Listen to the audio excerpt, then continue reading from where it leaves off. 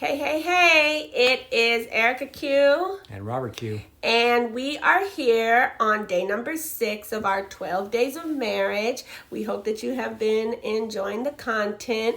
And today is a hot, sticky subject. And my husband is,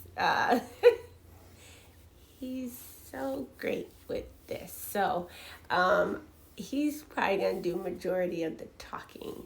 But our topic today is money. Money is always I'm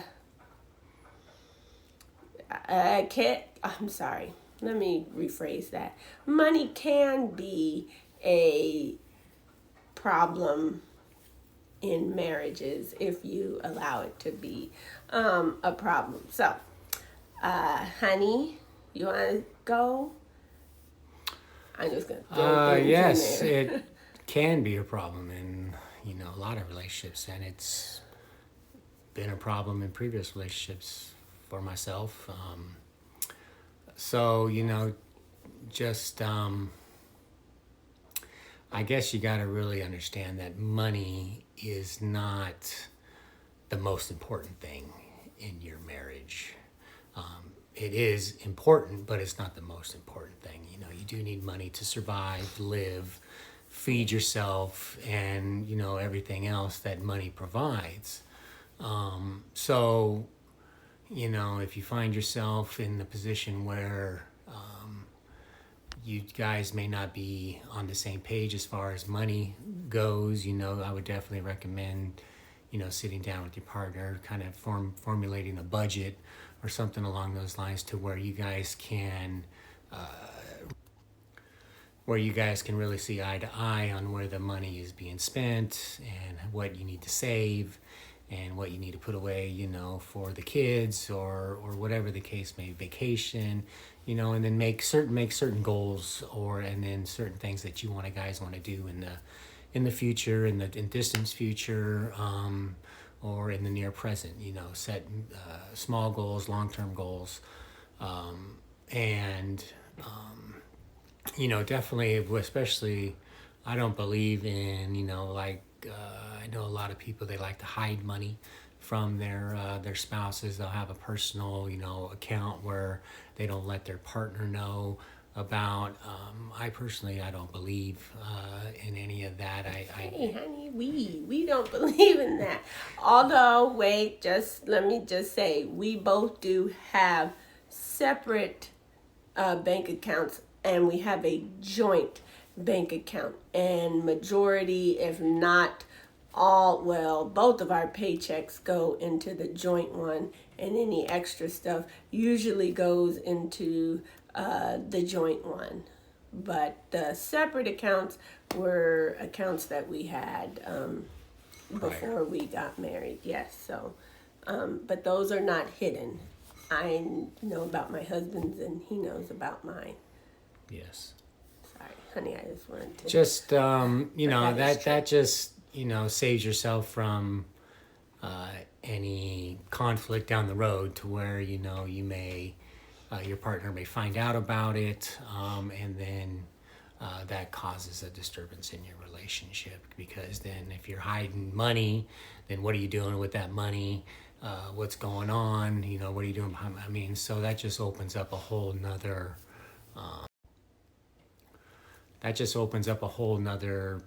set of problems that you are going to have to then go through with your spouse. So I just like to not even worry about that in the future. So I just, just be open, don't hide, create a budget, stick to the budget. And if there's anything that if you fall off budget, be responsible and know when to say, hey babe, I messed up, I spent this money, I did this, but and then get back on track. So that was for me.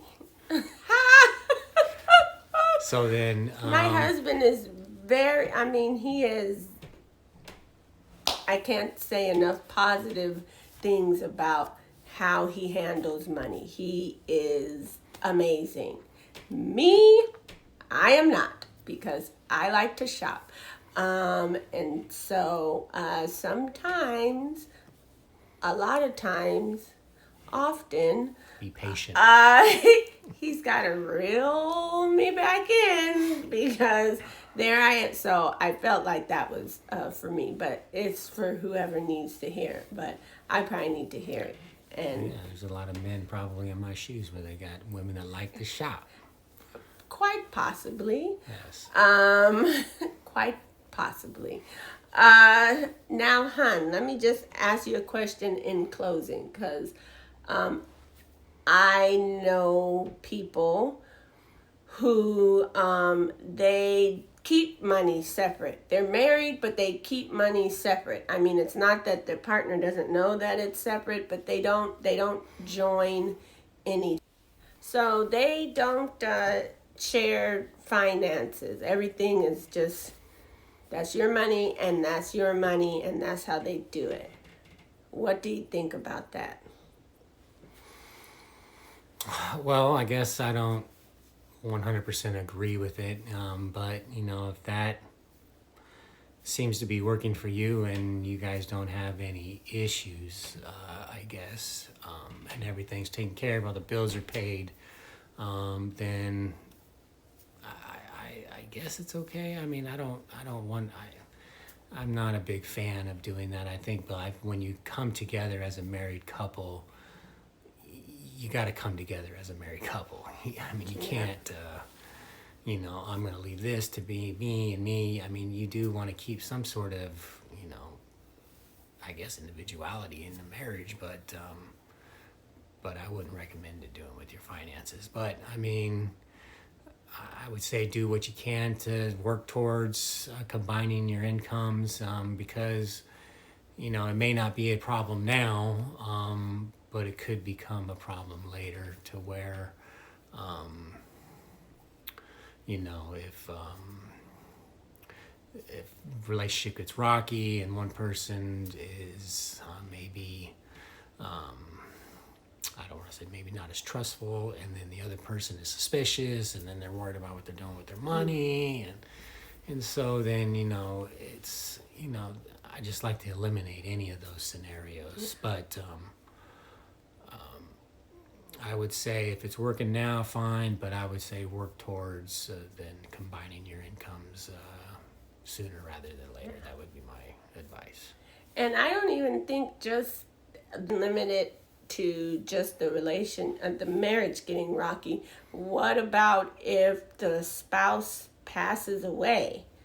Let me tell you, there's a lot that needs to be done when you lose a spouse. And if you are not aware or don't know about just the financial aspects of that, believe me, there's a lot of things that either you might lose, or you can't pay because you didn't know that this was the amount that was being paid. It's just so, I mean, when there's that transparency as it relates with money, I think you get transparency. I mean, transparency is Yeah, I mean, there's, key in passwords, all those things that, that are connected to all these accounts, that if they're personal accounts, then definitely it would be difficult if something tragic like that happened. Yeah. And your spouse passed away, and then you're locked out, or it takes you, to move heaven and earth just to gain access to this money. yes.